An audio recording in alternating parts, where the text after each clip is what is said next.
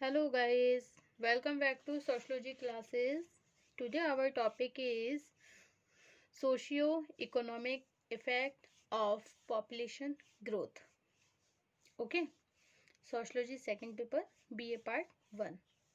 Okay, so we start this video on this topic, socio-economic effect of population growth.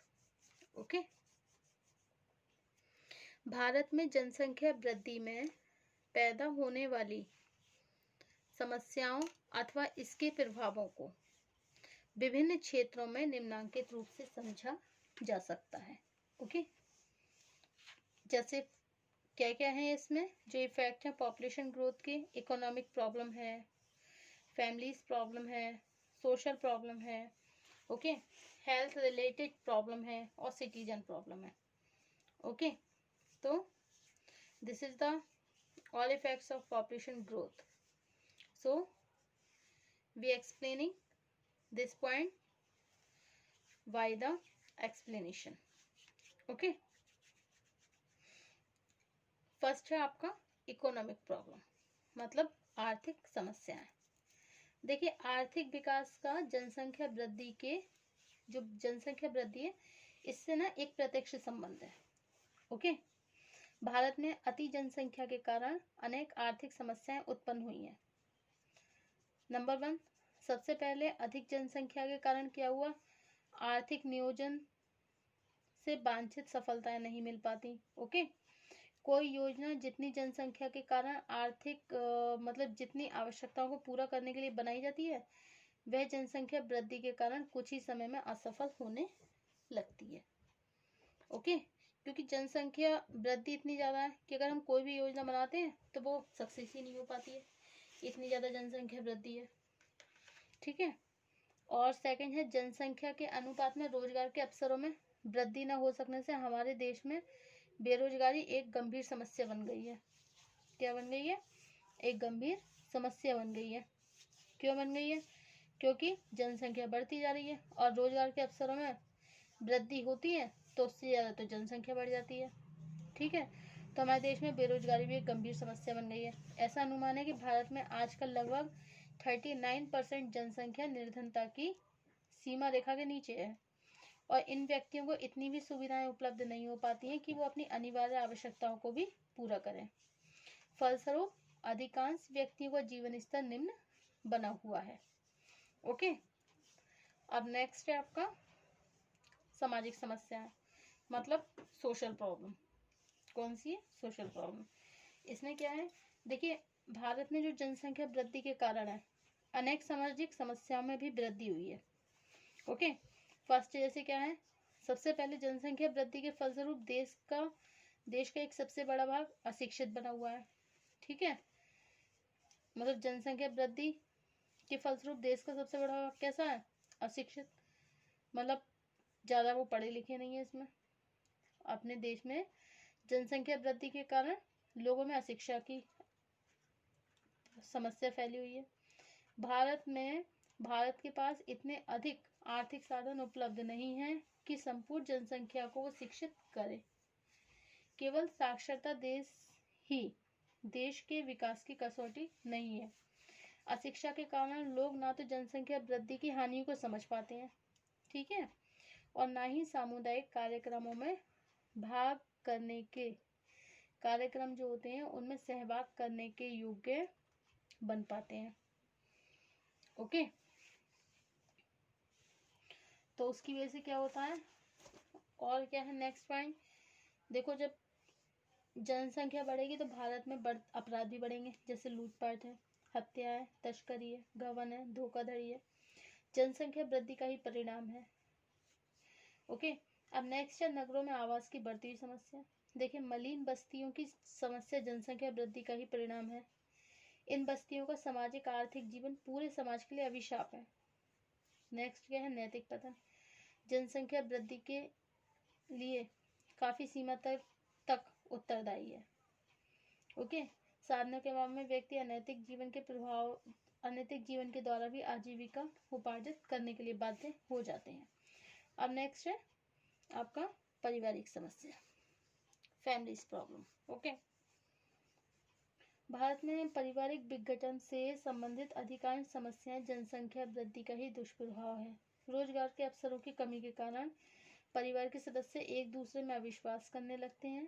धीरे धीरे इससे एक और परिवार का अनुशासन कम होता है और जनसंख्या वृद्धि के फलस्वरूप आज संयुक्त परिवारों का विघटन होने लगा है। इनके स्थान पर केंद्रक परिवारों की संख्या में तेजी से वृद्धि होने लगी है।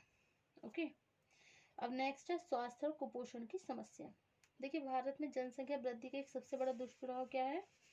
स्वास्थ्य की समस्या और पोषण के क्षेत्र में देखने को मिलती है। पंचवर्षीय योजनाओं में स्वास्थ्य और पोषण के लिए बहुत बड़ी राशि व्यय करने के बाद भी बढ़ी हुई जनसंख्या को चिकित्सा और पौष्टिक आहार की सुविधा नहीं मिल पा रही है। आज ग्रामीण क्षेत्रों में देख लीजिए, 1 लाख से भी अधिक प्राथमिक स्वास्थ्य केंद्रों और उपकेंद्रों को स्थापित किया गया है। इसके बाद भी लोगों के स्वास्थ्य का सामान्य स्तर बहुत निम्न स्तर का बना हुआ है। ठीक है, आज भी जन्म के समय लाखों बच्चों की मृत्यु हो जाती है और स्त्रियों को मातृत्व के काल में समुचित सुविधाएं नहीं मिल पाती हैं। ओके, उन्हें पूरी तरह से सुविधाएं नहीं मिल पाती हैं। और क्या होता है, सामान्य चिकित्सा के लिए निर्धन ग्रामीणों को अपने गांव से काफी दूर जाना पड़ता है।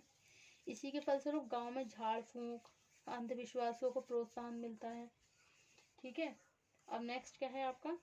नागरिक समस्याएं, मतलब सिटीजन प्रॉब्लम।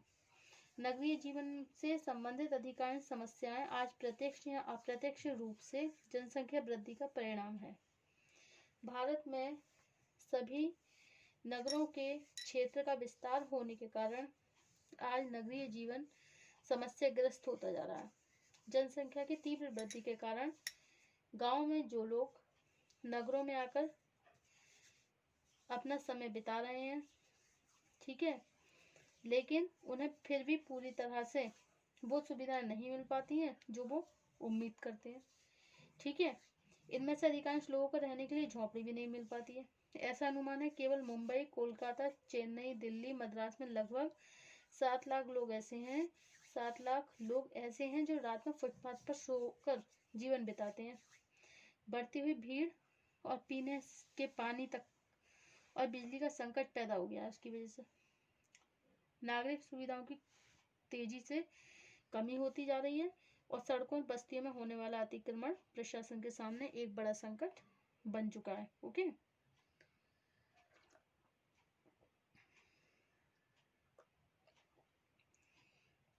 अब नेक्स्ट टॉपिक है आपका नेशनल पॉपुलेशन पॉलिसी, राष्ट्रीय जनसंख्या नीति। ठीक है, राष्ट्रीय जनसंख्या नीति, नेशनल पॉपुलेशन पॉलिसी। भारत में जनसंख्या वृद्धि के खतरों को महसूस करते हुए स्वतंत्रता के बाद 1952 से ही परिवार नियोजन कार्यक्रम शुरू कर दिया गया। लगभग 10 वर्षों तक इस कार्यक्रम को अधिक प्राथमिकता नहीं दी गई और सन 1961 की जनगणना के आंकड़े बहुत चौंकाने वाले थे। फलस्वरूप भारत सरकार ने सन 1966 में एक पृथक परिवार नियोजन विभाग की स्थापना करी, जिससे जनसंख्या वृद्धि पर नियंत्रण लगाने के लिए कार्यक्रमों पर विशेष ध्यान दिया जा सके। इसके बाद भी सन 1971 की जनगणना से यह स्पष्ट हुआ कि यहाँ जन्म दर और मृत्यु दर का अंतर तेजी से बढ़ता जा रहा है।